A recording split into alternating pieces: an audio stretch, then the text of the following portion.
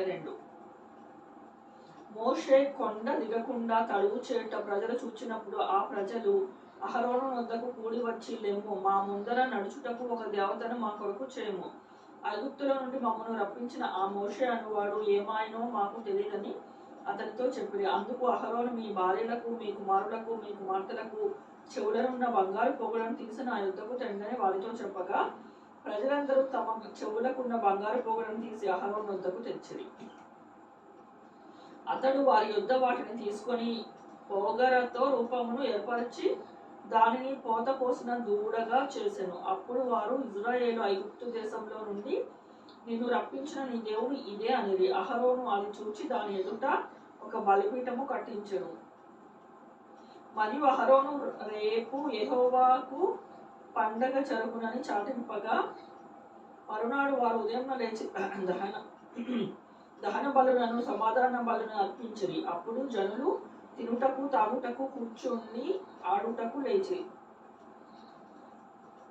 కాగా యెహోవా మోషేతో ఇట్లనెను, నీవు దిగి వెళ్ళుము.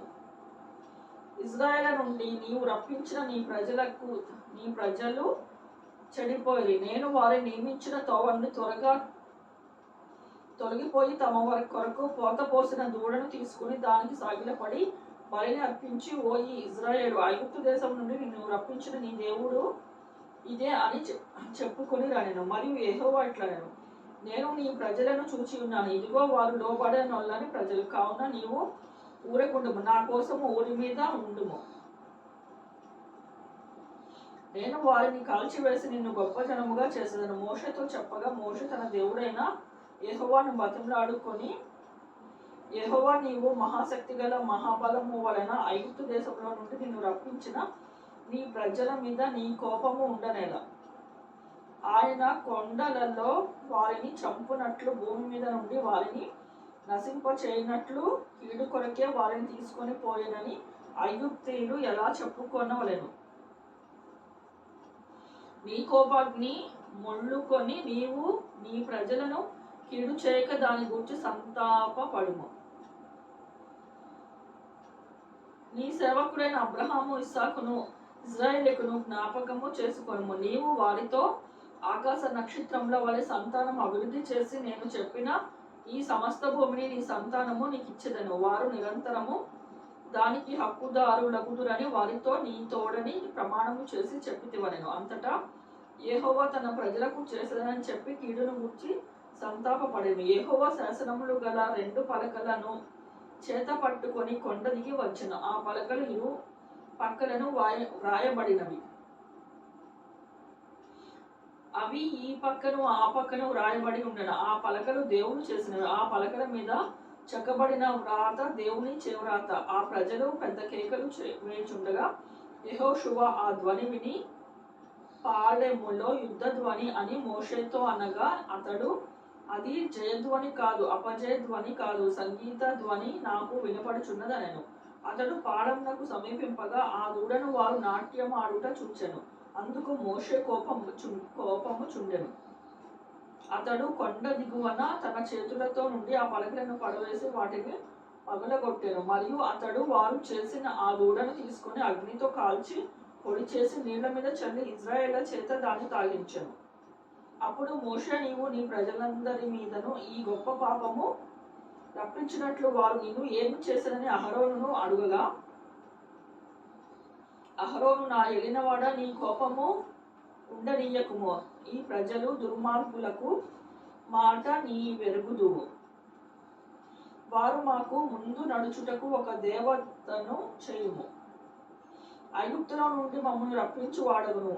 ఈ మోషే ఏమాయనో మాకు తెలియదనిరి. అందుకు నేను, ఎవరి యొద్ద నుండి బంగారం ఉన్నదో వారు దానిని ఊడదీసి తెంగని చెప్పి తిని, నేను దానిని అగ్నిలో వేయగా ఆ దూడ మాయమాయను. ప్రజలు విచ్చలవిడిగా తిరుగుట మోషే చూచెను.